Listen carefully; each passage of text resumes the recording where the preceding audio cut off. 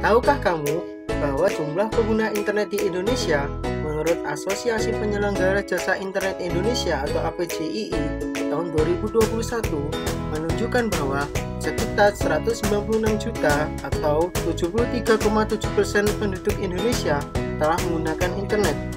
Hal ini menunjukkan bahwa saat ini sebagian besar penduduk Indonesia telah melek dengan internet. Akan tetapi, dengan meningkatnya penggunaan internet di Indonesia, terdapat banyaknya masyarakat Indonesia yang menggunakan software bajakan, sehingga Indonesia jadi pengguna software bajakan tertinggi di Asia.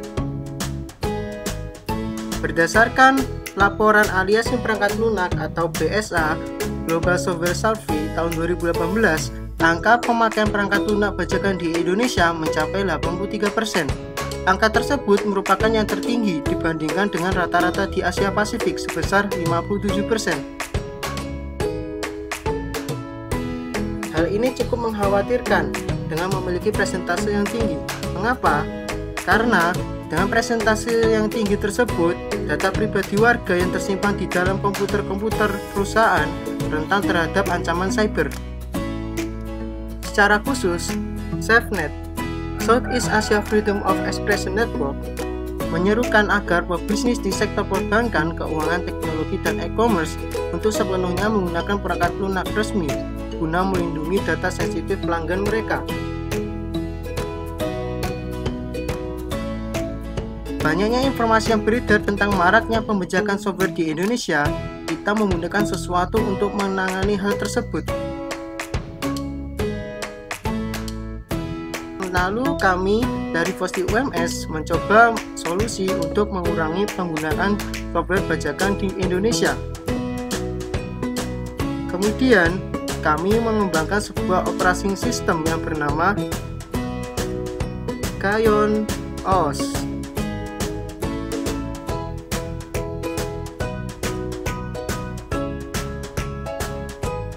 Kali ini kami akan menjelaskan informasi mengenai Kayon OS. Mari kita mulai. Apa itu Kayon OS? Kayon OS adalah proyek sistem operasi desktop berbasis Linux yang dimulai pada tahun 2017. Kayon OS merupakan salah satu usaha Fosti UMS untuk mengurangi penggunaan software ilegal di Indonesia. Kata Kayon sendiri diambil dari istilah gunungan dari pewayang Jawa yang memiliki makna simbol kehidupan. Tim pengembang berharap kedepannya sistem operasi ini bisa menjadi kehidupan bagi PC di seluruh dunia. Yang selanjutnya yaitu, apa itu keunggulannya? Yang pertama yaitu open source. Sebelum itu, mari kita mengenal open source terlebih dahulu. Open source adalah sebuah label atau lisensi pengembangan yang pengelolaannya tidak dikoordinasi serta dikontrol oleh seorang individu atau sebuah lembaga pusat saja, melainkan open source dikoordinasi oleh pengguna yang saling bekerja sama dalam penggunaan source code atau kode sumber yang tersedia secara bebas dan dapat diakses atau dimodifikasi oleh siapapun. Maka dari itu, dengan lisensi open source maka kita dapat yang pertama yaitu use. Kita dapat dengan bebas menggunakan software yang berlisensi open source. Kedua itu study. Kita juga dapat dengan bebas mempelajari hak kode sumber dari software yang dikembangkan. Yang ketiga itu share. Kita juga dapat dengan bebas menyebarluaskan software yang berlisensi open source. Yang kelima yaitu modify. Kita dapat dengan bebas memodifikasi atau mengembangkan kode sumber dari software untuk dijadikan sesuai keinginan kita.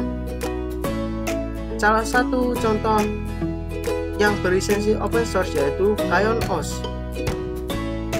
Kayon OS ini kita dapat gunakan secara bebas.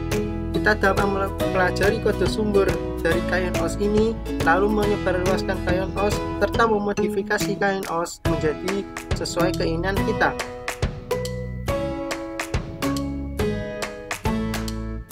Kedua yaitu secure. Karena Kayon OS ini berbasis Linux, untuk masalah keamanan bisa dianggap memiliki keamanan yang baik.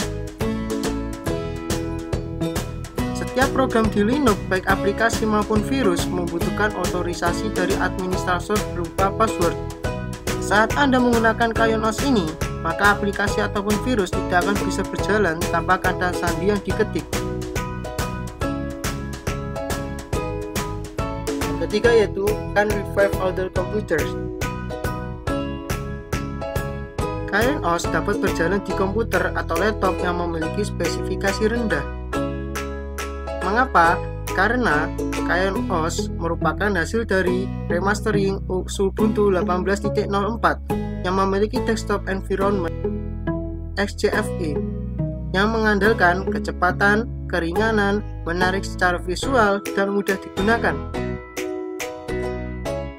Persyaratan sistem yang dimiliki KaionOS yaitu: yang pertama, prosesor dengan clock speed 2 GHz atau lebih. Yang kedua, RAM sebesar 1,5 GB atau lebih. Yang ketiga, 25 GB penyimpanan atau lebih. Yang keempat yaitu perfect for programmers. KaionOS juga bagus untuk programmer. Mengapa? Karena mendukung banyak bahasa pemrograman seperti Java, Python, Ruby, dan masih banyak lagi. Karena berbasis Linux, di dalamnya terdapat banyak library yang sangat membantu programmer untuk melakukan pengembangan aplikasi. Yang kelima yaitu customization. KaionOS membebaskan Anda dalam menambah, mengubah, menghapus fitur apapun sesuai kebutuhan Anda. Anda juga dapat merubah tampilan temanya, misal menjadi tema MacBook. Lalu, Anda juga dapat mengubah ikonnya, misal Firefox Default menjadi Firefox dengan flat icon.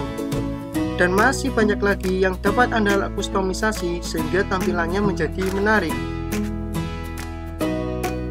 Sekian dari kami. Terima kasih telah menonton.